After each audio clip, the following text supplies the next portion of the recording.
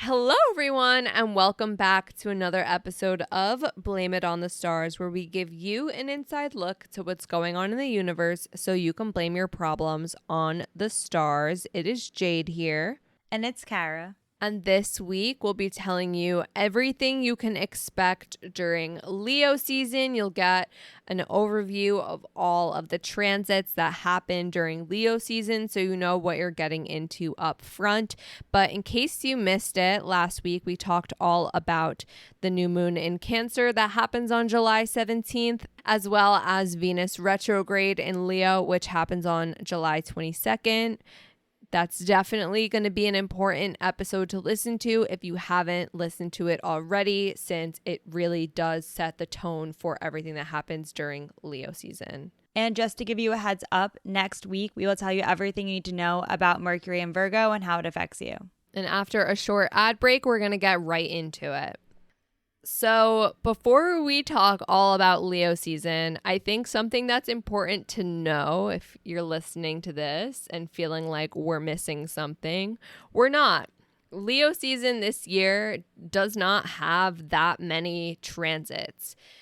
There's the sun entering Leo, which we're going to explain in depth now, but then just Mercury in Virgo, the full moon in Aquarius, and the new moon in Leo. All of those will have their own episodes in weeks to come, but we're still going to talk about them now so you know about them in advance. That's pretty much it for Leo season. It's a pretty short one this year. But with that being said, Leo season officially begins on July 22nd at 9:51 p.m. Eastern Standard Time. Per usual, the date and time are from the website astroseek.com. And yes, that's only 20 minutes after the Venus retrograde in Leo begins. What do you need to know? Leo season is normally a period of time where you're feeling very confident and wanting to express yourself. So how does this affect you? During Leo season, you might notice that you are more creative and focused on self-expression. You also might be inspired to explore your creative side and express yourself more openly with others. Since you'll have that Sun and Leo energy encouraging you to express yourself outwardly, to be creative in your self-expression and allow you to feel more confident, you might find that you're more willing to put yourself out there, be seen, be recognized, and step into the spotlight like a Leo would. There are some key dates that you'll want to pay attention to while the sun is in Leo. The first one being August 6th, the sun will be square Jupiter. This can cause you to feel very ambitious, very enthusiastic, very optimistic, but my warning sign is just to be mindful of overdoing it on this day. And then on August 13th, the sun will be conjunct Venus retrograde. Because Venus is retrograde, this is bringing a different energy than we are used to when it comes to conjunctions. On this day, you might notice that you are reflecting on your relationships, self-worth, and creativity. This could be a good time to reevaluate and reassess your values, and it also can inspire you to explore your authentic self more deeply. And then lastly, on August 15th, the sun will be square Uranus. This could provoke a need for space, a need for individuality, for freedom, but you might also find that there's some unpredictability going on, or you're just really looking for a change, or the changes might feel a little bit sudden since Uranus is a very unpredictable energy, just something to keep in mind. So everything else that we're about to talk about will have their own episodes, but it's definitely going to be important to know about them in advance. So without further ado, here's what's next. Mercury entering Virgo. This happens on July 28th at 5:32 p.m. Eastern Standard Time. So why you'll definitely want to pay attention to this one is that You'll only really get to enjoy normal Mercury in Virgo for a little bit, since during Virgo season, there will be a Mercury retrograde in Virgo. The pre-shadow to Mercury retrograde does occur in Leo season, but Mercury is going to retrograde during Virgo season in the sign of Virgo. So after July 28th, you'll need to pay attention to what shows up in your life because you'll be revisiting it during Virgo season. So before Mercury retrograde starts, you could expect your thinking and communication to be very analytical and detail oriented. This is a good time for problem solving and for being very clear and logical in the way that you are approaching things in your everyday life.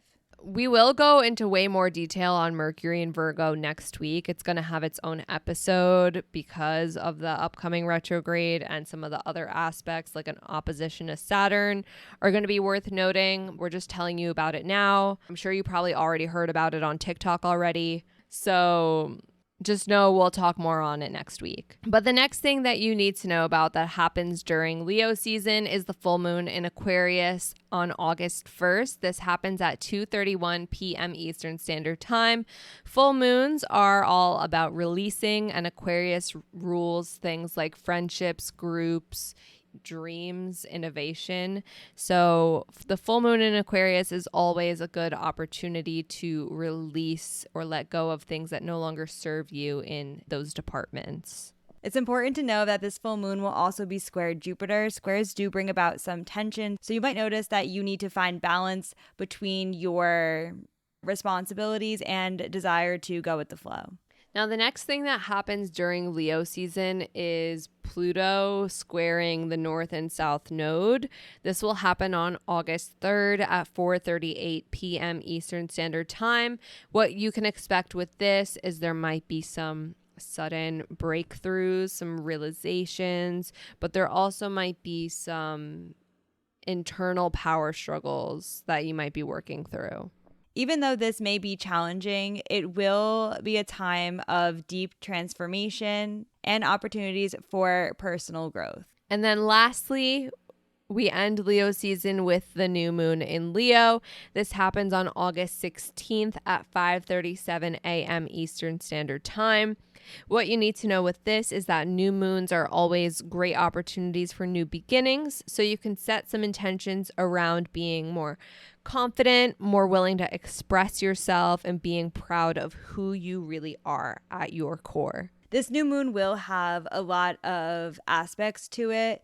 There will be a conjunction to Venus retrograde, which is really going to highlight the Venus retrograde in Leo theme. So that one's really important to pay attention to. And no, there also will be squares to both Jupiter and Uranus, which may bring about some challenges. That's pretty much it for Leo season. There's really not that many major moments that happen. Virgo season, on the other hand, is a different story, but we'll get there when we get there.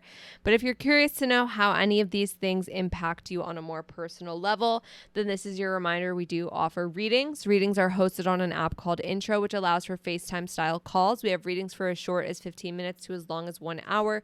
You decide what you want to talk about. You can ask a question such as, how does the new moon in Leo affect me? What can I expect during Leo season in my life? And when you go to book the reading, there's a slot where you can type in all your questions, and we'll be able to answer them face to face on the call. And if you've never booked a reading with us before, then you can use the code STARS, all caps, STARS, for $20 off your first reading. Just a reminder, next week we'll be talking all about Mercury and Virgo, so you'll definitely want to be ready for that one. We'll cover everything you need to know. Set your alarms for Monday. If you want to stay in the loop with us and what's to come, we are on social media. We are on Instagram, TikTok, and YouTube at BLME The Stars. That is all for now, and we'll see you all next Monday. Bye.